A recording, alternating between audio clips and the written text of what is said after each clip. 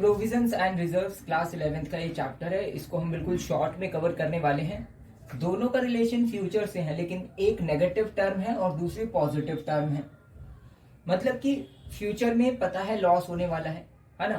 Future में loss, expense या non liability ये होगी, और इससे बचने के लिए क्या किया, प्रॉफिट में से एक अमाउंट जो है वो अलग से रख लिया, और ये जो अमाउंट अलग से रखा है ये हो जाएगा प्रोविजन। मतलब कि इस अमाउंट का यूज जो प्रॉफिट में से अलग रखा है, उस अमाउंट का यूज जो फ्यूचर में नुकसान होने वाला है उसको खत्म करने के लिए किया जाएगा। ठीक है। नेक्स्ट, अब हमने फ्यूचर में नुकसान के बारे में सोचा, तो फ्यूचर में हमें अपने फायदे के बारे में भी तो सोचना पड़ेगा। तो फ्यूचर में अगर बिजनेस का एक्सपेंशन होना है तो उसके लिए कैश की रिक्वायरमेंट होती है, और कैश की रिक्वायरमेंट को पूरा करने के लिए अगेन अमाउंट की जरूरत होगी, और अमाउंट की जरूरत होगी तो क्या किया, प्रॉफिट में से अगेन एक अमाउंट अलग से रख लिया जिसको रिजर्व बोला गया। और यही जो प्रोविजन और रिजर्व है इसी को डिस्कस करने वाले हैं। एक पॉजिटिव, एक नेगेटिव टर्म है तो दूसरी पॉजिटिव टर्म है। ये दोनों आपने समझा। अब वन बाय वन आगे देखें तो हमने अकाउंटिंग प्रिंसिपल्स किए थे, जिसमें हमने बोला था कि जो बिजनेस है ना, गोइंग कंसर्न कॉन्सेप्ट में, कि जो बिजनेस है वो फ्यूचर में चलता रहेगा, बंद होने वाला नहीं है ना। आज भी है, कल भी है, तो चलता रहेगा आगे फ्यूचर में। और जो प्रॉफिट एंड लॉस अकाउंट बनाया जाता है, इस साल बनाया और प्रॉफिट का कैलकुलेशन किया तो वो अगले साल भी होगा, उससे अगले साल भी होगा। यानी कि हर साल प्रॉफिट एंड लॉस अकाउंट बना करके प्रॉफिट का कैलकुलेशन किया जाएगा। ठीक है। तो यहाँ पर एक बात ये आती है कि जब गोइंग कंसर्न कॉन्सेप्ट में, जब फ्यूचर में बिजनेस चलेगा तो करंट में जो भी कंटिंजेंसी यानी कि घटनाएं हैं उसका आप यहाँ पर रिकॉर्ड रख रहे हो, कंसिडर कर रहे हो। तो फ्यूचर में अगर आपको लग रहा है कि कोई संभावना है कि घटना हो सकती है, कंटिंजेंसी हो सकती है, तो उसका भी आपको क्या करना है, यहाँ पर रिकॉर्ड रखना है या फिर कंसिडर करना है, ये कह सकते हैं। तो ठीक है, तो बोला है कि भाई करंट प्लस फ्यूचर में अगर कोई कंटिंजेंसी है तो उसको भी यहाँ पर कंसिडर करो प्रॉफिट एंड लॉस में। ठीक है, चलिए वन बाय वन देखते हैं। अब हमने बोला कि दो चीजों के बारे में बात करते हैं कि फ्यूचर में होने वाले नुकसान। नुकसान का मतलब हमने बोल दिया लॉस हो गया, एक्सपेंस हो गया, या नॉन लाइबिलिटी है, नॉन के फॉर नॉन लाइबिलिटी। चलो लाइबिलिटी लिख लेते हैं। लाइबिलिटी कि हमें पता है कि फ्यूचर में देनदारी बनेगी, अमाउंट देना पड़ेगा। ठीक है, लेकिन अमाउंट नहीं पता कि वो एग्जैक्ट कितना होगा। तो क्या कर लिया, पहले से ही प्रॉफिट में से एक अमाउंट जो है वो क्या कर लिया, अलग से रख लिया, और इस अमाउंट को क्या बोल दिया, प्रोविजन है ये। मतलब कि ये अमाउंट फ्यूचर में जो लाइबिलिटी, नॉन लाइबिलिटी है, लॉस एक्सपेंस है, उसके लिए इसका यूज होगा। ठीक है, तो ये नेगेटिव टर्म हो गई क्योंकि नुकसान के बारे में बात कर रहे हैं। दूसरा होता है कि हमने बोला कि फ्यूचर में एक्सपेंशन के लिए, बिजनेस के एक्सपेंशन के लिए, फ्यूचर में बिजनेस को बढ़ाने के लिए, है ना, फाइनेंशियल जो पोजीशन है उसको और मजबूत करने के लिए कैश की रिक्वायरमेंट होगी। तो इस अमाउंट को कैसे पूरा किया जाएगा भाई फ्यूचर में। तो बोला कि पहले से पहले उसका क्या कर लो, एडजस्टमेंट कर लो। तो क्या बोला कि एक अमाउंट अलग से रख लो प्रॉफिट में से, और ये रिजर्व हो जाएगा। तो ये पॉजिटिव टर्म हो गई। क्यों हुई पॉजिटिव टर्म, क्योंकि फ्यूचर में किसी अच्छे काम के लिए इसका यूज होगा, पॉजिटिव डायरेक्शन में होगा। ठीक है। नेक्स्ट अगर हम देखें यहाँ पर ABC, ये तीन लोग हैं। ठीक है, और तीनों को ये पता है कि जो भी हमारी सेल्स होगी उसमें से अगर डायरेक्ट एक्सपेंसेस माइनस कर देंगे तो हमें तो ग्रॉस प्रॉफिट मिल जाएगा, बांट लेंगे हम। बस इनको यही पता है। हम बेसिक ही करने वाले हैं अभी, ये तो आगे जब फाइनल अकाउंट्स आएगा उसमें और एडवांस में करेंगे। तो सेल्स में से डायरेक्ट एक्सपेंसेस माइनस कर दिए तो जीपी आ गया। सी ने बोला कि भाई डिस्ट्रीब्यूट कर ले, मतलब सभी एग्री हो गए डिस्ट्रीब्यूट कर लेते हैं, लेकिन सी ने बोला नहीं भाई आप अभी डिस्ट्रीब्यूट मत करो, अभी डिस्ट्रीब्यूट मत करो। तो ए और बी ने बोला क्यों, बोला कि भाई जीपी आया है, इसमें इंटरेस्ट की इनकम और ऐड कर लो। ठीक है, इंटरेस्ट रेंट अगर मिलेगा उसको ऐड कर लो। उसके बाद अभी तो डायरेक्ट एक्सपेंस माइनस किए हैं, इनडायरेक्ट एक्सपेंस माइनस कर लो। इनडायरेक्ट एक्सपेंस में बोल दिया कि ये तो फैक्ट्री के एक्सपेंस थे। ठीक है, ये ऑफिस एक्सपेंस है, इसको माइनस कर लो, एक्स्ट्रा है ये। और फिर जो अमाउंट मिलेगा उसको बांट लो आप, है ना। यानी कि इन सब का टोटल किया, इसमें से ये वाले एक्सपेंस माइनस कर दिए, तो बाकी जो बचा वो नेट प्रॉफिट हो गया, उसको बांट लो। अब यहां पर इन्हें बोला कि भाई नहीं, ऐसा नहीं करना। अभी जब आपने बोला इतना सारा कैलकुलेशन आपने कर लिया, तो अब आप एक और चीज को देखो, जब आप फ्यूचर की बात करते हो तो फिर कैसे अभी आप प्रॉफिट को बांट लोगे। तो बी और सी ने बोला भाई आप क्लियर बोलिए, हमें समझ नहीं आया क्या बोलना चाहते हैं। ए ने बोला मैं समझाता हूं, मैंने पिछले साल देखा कि एक लायबिलिटी थी एक्स, और वो इस साल भी मुझे देखने को मिली है, और मुझे पक्का पता है जो पिछले साल हुई है इस साल भी हुई है, तो अगले साल भी होगी पक्का एक्स लायबिलिटी, लेकिन उसका अमाउंट कंफर्म नहीं है, लेकिन ये लायबिलिटी होगी। अब यहाँ पर बी सी ने बोला ठीक है हम भी देखते हैं, तो दोनों ने देखा पिछले साल इस साल हाँ हुई है, तो एग्री हुए कि हाँ फ्यूचर में भी ये देखने को मिलेगी, लेकिन अमाउंट कंफर्म नहीं है। तो तीनों ने फिर ये डिसाइड किया ठीक है, मतलब पहले तो उन्होंने बोला कि भाई आप बताइए क्या करना चाहिए। तो ए ने बोला कि भाई एक काम करते हैं कि अभी इस प्रॉफिट को नहीं डिस्ट्रीब्यूट करते, नेट प्रॉफिट को अभी इसको और कम कर लेते हैं, यानी कि एक अमाउंट और रख लेते हैं यहाँ पर अलग से प्रोविजन के रूप में, कि जो फ्यूचर में अब ये जो लाइबिलिटी नॉन लाइबिलिटी होगी तो उसको इससे क्या कर लिया जाएगा, हटा लिया जाएगा, है ना, खत्म कर दिया जाएगा। अब अमाउंट एक्यूरेट पता नहीं है तो क्या करेंगे, एस्टिमेट जो हम करते हैं ना उसका यूज करेंगे। फिर उसके बाद फिर क्या करेंगे, जो बचा प्रॉफिट है उस नेट प्रॉफिट उसको बांट लेंगे। चलो ठीक है, यहाँ पर जो सी है वो अब कहते हैं चलो ठीक है अब ऐसा कर लेंगे, लेकिन बी फिर बोलते हैं कि नहीं, अब जब आप फ्यूचर के बारे में बात कर रहे हो और फ्यूचर में होने वाले जो भी नुकसान है या नॉन लाइबिलिटी है उसको तो आपने यहाँ पर देख लिया, लेकिन फ्यूचर में अगर हमें अपना बिजनेस बढ़ाना है उसके बारे में नहीं सोचा। तो अब यहाँ पर ए और सी बोलते हैं अब भाई अब हमें समझ नहीं आया, अब आप ये समझाओ क्या बात है। तो बी बोलते हैं कि भाई देखो, आप अगर इस नेट प्रॉफिट को अभी बांट लोगे तो फ्यूचर में अगर मान लीजिए बिजनेस को हम आगे ले जाना चाहते हैं और बड़ा करना चाहते हैं, एक्सपेंशन के लिए अमाउंट की जरूरत होगी, कैश की जरूरत होगी, तो इमीडिएट कैश की रिक्वायरमेंट को कैसे पूरा करेंगे जब नेट प्रॉफिट को अभी डिस्ट्रीब्यूट कर लेंगे। तो ए और सी ने बोला बिल्कुल सही बोल रहे हो आप, अब आप ही बताइए इसका क्या सॉल्यूशन है। तो बी ने बोला एक काम करते हैं, हम अपने नेट प्रॉफिट जो है उसको और कम कर लेते हैं, है ना, और एक अमाउंट जो है वो रख लेते हैं रिजर्व के रूप में, ठीक है, कि फ्यूचर में अगर कैश की रिक्वायरमेंट होगी तो इस रिजर्व जो हमने बनाया है प्रॉफिट में से उसमें से पूरा कर लिया जाएगा, और बाकी बचा जो भी प्रॉफिट नेट प्रॉफिट में से ये रिजर्व हट गया तो बाकी जो भी बचा प्रॉफिट वो हम डिस्ट्रीब्यूट कर लेंगे आराम से, कि फ्यूचर में हमारे पास फिर इतना अमाउंट रहेगा कि अगर कैश की रिक्वायरमेंट होगी तो वो भी है हमारे पास, और अगर ऐसी कोई नॉन लाइबिलिटी है उसका भी हमने प्रोविजन कर लिया है। तो फिर तीनों एग्री हो गए, हाँ अब ठीक है चलिए अब आगे बढ़ते हैं।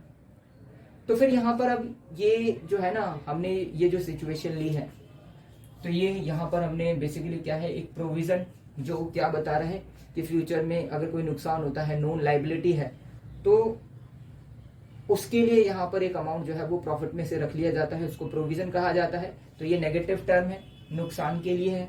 दूसरा एक नेट प्रॉफिट का अप्रोप्रिएशन है, नेट प्रॉफिट में से ही एक अमाउंट रखा गया है, फ्यूचर में पॉजिटिव साइड में इसका यूज होगा, बिजनेस के एक्सपेंशन के लिए, फाइनेंशियल पोजीशन को और मजबूत करने के लिए इस अमाउंट का यूज होगा, जिसे रिजर्व कहा गया है। तो ये पॉजिटिव टर्म है, ठीक है। अब डेफिनेशन को कवर कर लेते हैं, ये हमने कर लिया है। तो provision amount set aside by charging it to the profit and loss account और statement of profit and loss. एक अमाउंट जो है वो अलग रखा है, यही बोला है, ठीक है, हमने रखा था एक अमाउंट, और बोला है प्रॉफिट एंड लॉस अकाउंट से चार्ज किया गया है। तो ये प्रॉफिट एंड लॉस अकाउंट हो गया, यहां से चार्ज कर लिया एक अमाउंट, और वो है प्रोविजन, ठीक है। जो प्रोविजन है वो प्रॉफिट एंड लॉस अकाउंट से चार्ज किया जाता है, ठीक है, to provide for known liability the amount of which cannot be determined with accuracy। तो ये जो अमाउंट रखा गया है किसके लिए रखा गया है, जैसा कि हमने बोला एक नॉन लाइबिलिटी है कि पिछले साल हुई थी, इस साल भी देखने को मिली, तो अगले साल फिर से होगी, तो ये एक नॉन लाइबिलिटी हो गई, लेकिन उसका अमाउंट हमने बोला पता नहीं है क्योंकि फ्यूचर में होगी। तो हमने क्या किया फिर जो है ना एस्टिमेट किया, और फिर वो अमाउंट यहाँ पर रखा, है ना, एस्टिमेट किया। तो इस तरह से यहाँ पर जो प्रोविजन है वो बोला है कि एक नॉन लाइबिलिटी के लिए बनाया जाता है जिसका जो अमाउंट है वो पता नहीं होता कितना है, और ये प्रॉफिट एंड लॉस अकाउंट से चार्ज किया जाता है। ठीक है, उसके बाद अगर हम देखें, हमने बोला नेट प्रॉफिट से जो है ना रिजर्व रखा जाता है, यानी कि ये अप्रोप्रिएशन है। तो अगर रिजर्व्स को देखें तो reserves are the amount set aside out of profits, profit से ही अलग रखा, अप्रोप्रिएशन है, बंटवारा है, एलोकेशन है। ठीक है, it is an appropriation of profits और accumulated profits to strengthen the financial position of the business.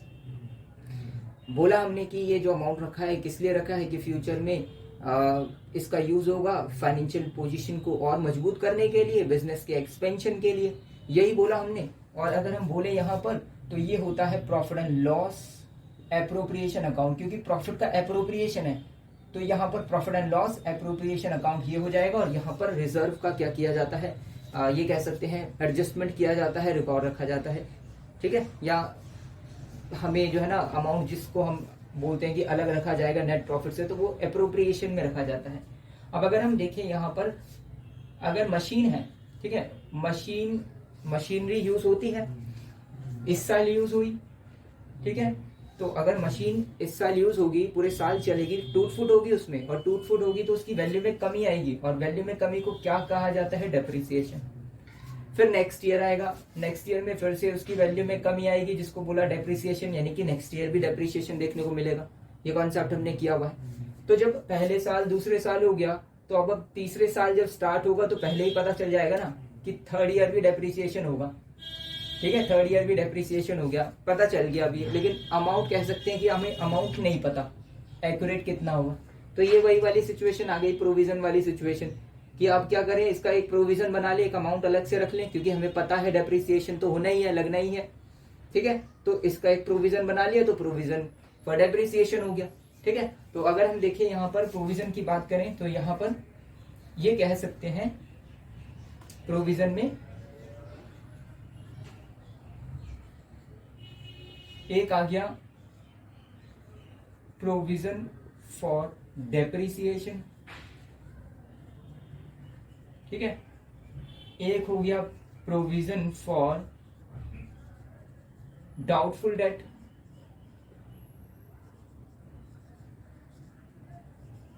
इसका मतलब यह है कि डेटर्स से पैसा लेना था और अब लगता है कि भाई कुछ अमाउंट जो है वो नहीं मिल पाएगा, डेफिनेट हो गया कि भाई नहीं मिल पाएगा अब इतना अमाउंट, तो क्या किया, उसके लिए भी प्रोविजन बना लिया। ठीक है, नेक्स्ट अगर हम बोले और क्या हो सकता है, एक हो सकता है हम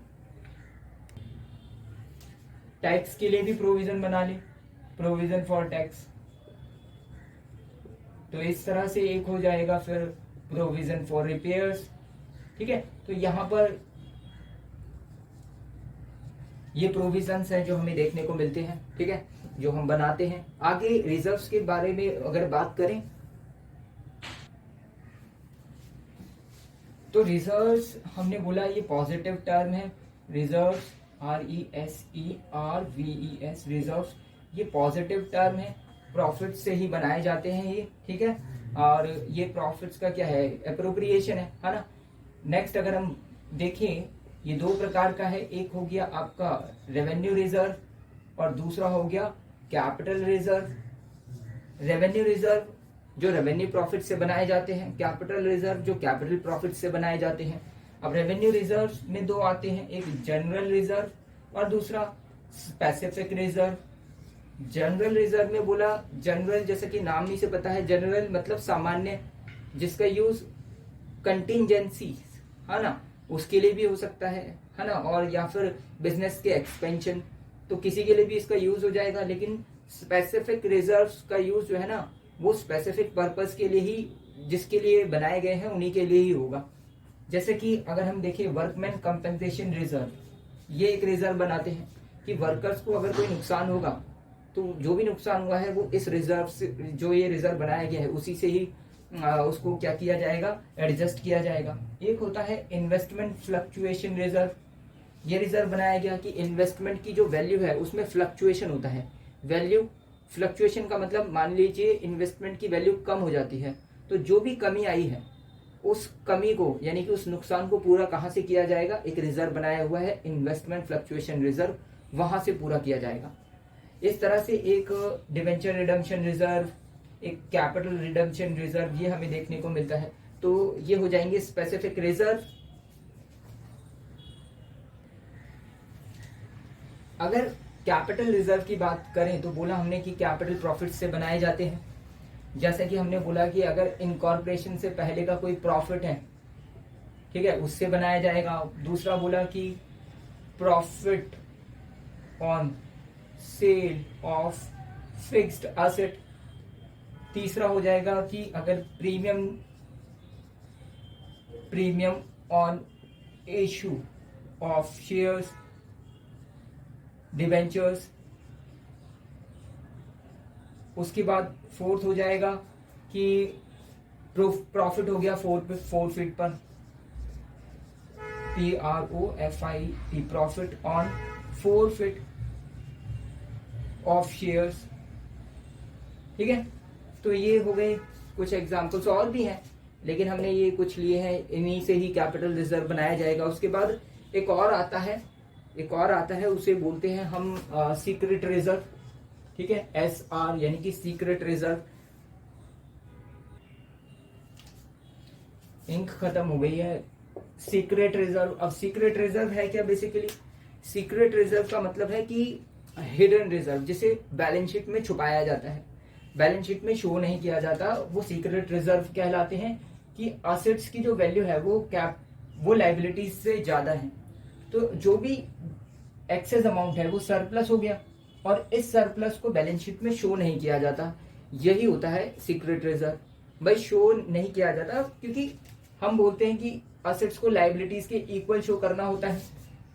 अब यहाँ तो असेट्स ज्यादा है, तो अब क्या करना पड़ेगा, बोलते हैं कि असेट्स की जो वैल्यू है उसको कम वैल्यू पर दिखाया जाएगा और लाइबिलिटीज को बढ़ी हुई वैल्यू पर दिखाया जाएगा। इस तरह से कुछ जो है ना एडजस्टमेंट किए जाएंगे और फिर जो अमाउंट छुपाया गया वो सरप्लस, वो आपका सीक्रेट रिजर्व के अंदर आता है। तो सीक्रेट रिजर्व ऐसे रिजर्व जिनको बैलेंस शीट में शो नहीं किया जाता, वो सीक्रेट रिजर्व होते हैं। इनको हिडन रिजर्व भी कहा जाता है।